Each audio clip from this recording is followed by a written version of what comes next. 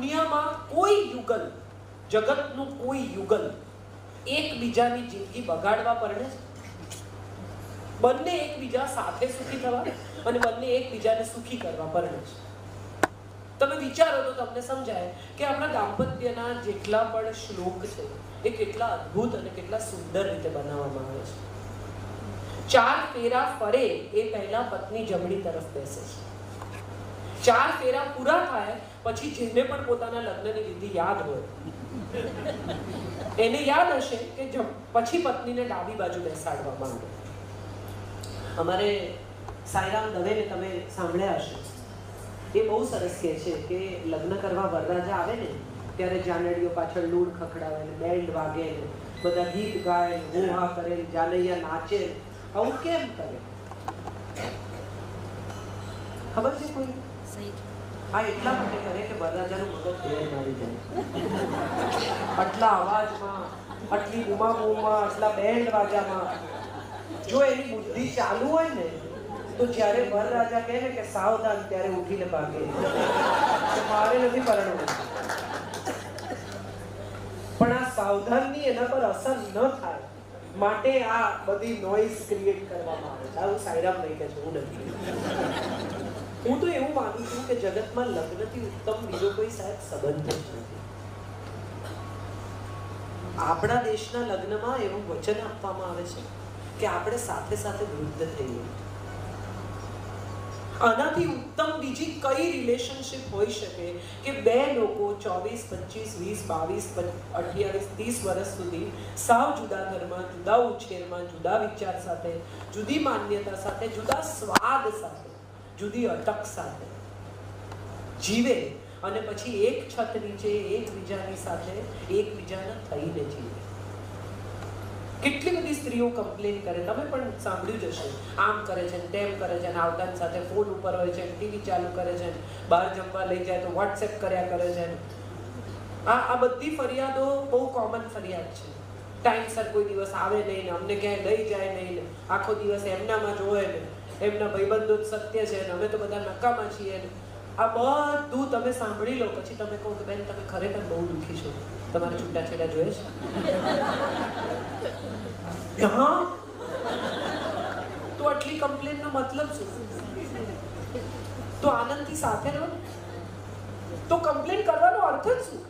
આ મજા જે છે કે કોન્સ્ટન્ટ કમ્પ્લેન કરવી અને તોય રહેવું ત્યાં છે.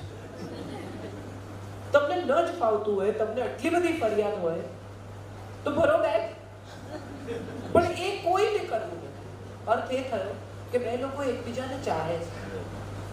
અર્થ એ થયો કે બંનેને એકબીજાની સાથે રહેવું છે.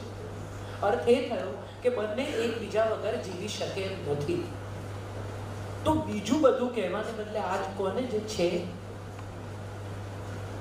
બીજું બધું દેખાડવાને બદલે એ દેખાડો ને કે જે છે. બીજું બધું વર્તવાને બદલે એ વર્તો જે તમારા હૃદયમાં છે. કેટલા બધા ઘરોમાં, હમણાં મેં દુબઈમાં કહ્યું, લોકોને એટલી બધી મજા આવી, કેટલા બધા ઘરોમાં 5:30 ફોન આવે, શું બનાવું? એટલે પતિ બિચારો મનમાં કે રોજ મુરત તો બનાવે જ છે, હવે કઈ બીજું બનાવો. બોલે નહીં. આ દેશના પુરુષો બહુ સહિષ્ણુ છે. હું ઘણી વાર કહું છું કે પત્ની જો ખરેખર સાચે સ્ત્રી જો શક્તિ છે ને તો પુરુષ સહન શક્તિ છે.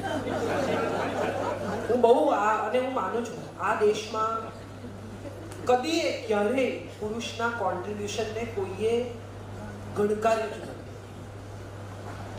તમે વિચારો કે એવા કેટલા પુરુષો છે કે જે પોતાની જિંદગીના 40 વર્ષ ઓર મોર દેન 40 years ટિફિનમાંથી જમે છે.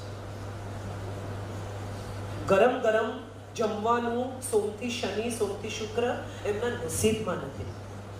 કેમ નથી? કારણ કે એમણે જાતે નક્કી કર્યું છે કે મારો પરિવાર ગરમ ગરમ જમે માટે હું ટિફિનમાંથી જમીશ. આપણે કોઈ દિવસ ક્યારેય આ કોન્ટ્રીબ્યુશનને નમન કરીને સ્નેહથી, વાલથી એના વિશે ક્યારેય એવું સ્વીકાર્યું જ નથી કે એક પરિવાર 2 જણાથી બને છે. આપણે હંમેશા એવું કહીએ કે સ્ત્રી આમ કરે, સ્ત્રી તેમ કરે, સ્ત્રી શક્તિ છે, સ્ત્રી ફલાણું છે, પણ કદી એ વિચારો કે પપ્પા ન હોય તો પરિવારમાં શું હોય? પુરુષ ધન કમાઈને લાવે, સ્ત્રી એનું લક્ષ્મીમાં રૂપાંતર કરે. માં ખોળો આપે તો પિતા ખભો આપે. ઉપર ચડવા માટે કોણ મદદ કરે છે, કોણ લઈ જાય છે ઉપર? અને સાહેબ 2.5 કિલોનું બંડલ હાથમાં મુકાય ને ત્યારે ખબર પડે કે હવે જવાબદારી 2.5 મણની થઈ ગઈ છે.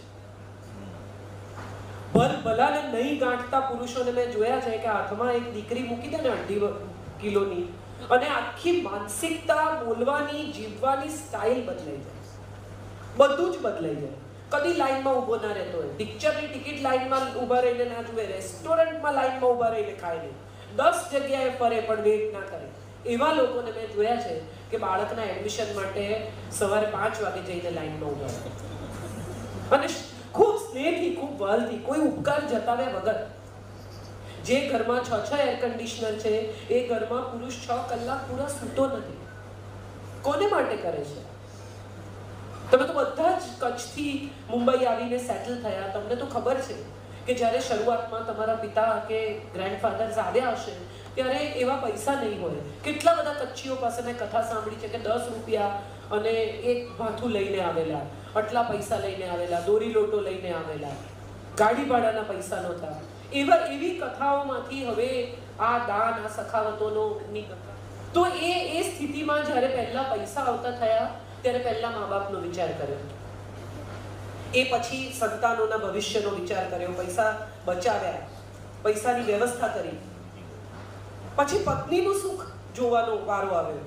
તમે વિચાર કરો કે જે પુરુષો દર વર્ષે 5, 10, 15 તોલા સોનું ખરીદે છે એ 15 શર્ટ નથી ખરીદતા દર વર્ષે. તો આપણે કયા અત્યાચાર ને, કયા ફલાણું, કયા ડોમિનેશન ને, કયા ઢીકણાની ફરિયાદ કરીએ છીએ? હમણાં ગુણવંતીબેન ઉપર આવેલા ત્યારે હું જોતી હતી, એમની કમર પર ચાવી હતી. મને સૌથી પહેલો વિચાર એ આવ્યો કે સ્ત્રીની કમરે ઘરની ચાવી છે.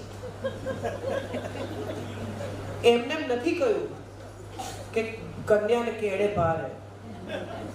આ કન્યાને કેડે જે ભાર છે ને, પતિ પૈસા માંગે, 2 લાખ રૂપિયા કાઢી આપને તો પત્ની પૂછે કેમ? એના પૈસા એણે મૂકવા આપ્યા, આમ તોય પૂછે કેમ જોઈએ છે? તો કોનું ચાલે છે એ કહો મને. ચલો બીજી એક બહુ સરસ વાત તમને કરું. પતિ બહારગામ જવાનું હોય ને તો 10 કામ પ્લાન કરી કાઢે. હું મસાલા ભરી લઈશ ને, હું આમ કરી લઈશ ને, મસાલા ભરી લઈશ ને, હું કબાટ ગોઠવી લઈશ ને, હું આમ કરી લઈશ ને, હું ફલાણું કરી લઈશ ને, 2 બેનપણીઓ સાથે લંચ ફિક્સ થઈ જાય ને. અને કોઈ તમે ક્યારેય પત્નીને રડતી, કકળતી, દુખી, ચિંતાતુર જોઈ કે આ અઠવાડિયું બહારગામ જવાનું છે? મને કહો, ખરેખર દિલ પર હાથ મૂકીને. ઉલટાની એટલું બધું આમ તમને કે બસ હવે મંગળવારે જશે. આપણને એમ થાય કે આ ક્યારે જાય એની રાહ જુએ.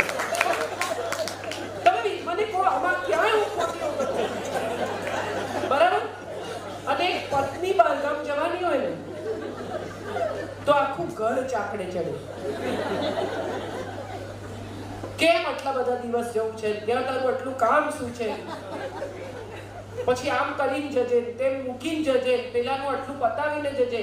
અને આ બધું કર્યા પછી પણ 3 ફોન આવે. મારા મોજા ક્યાં છે?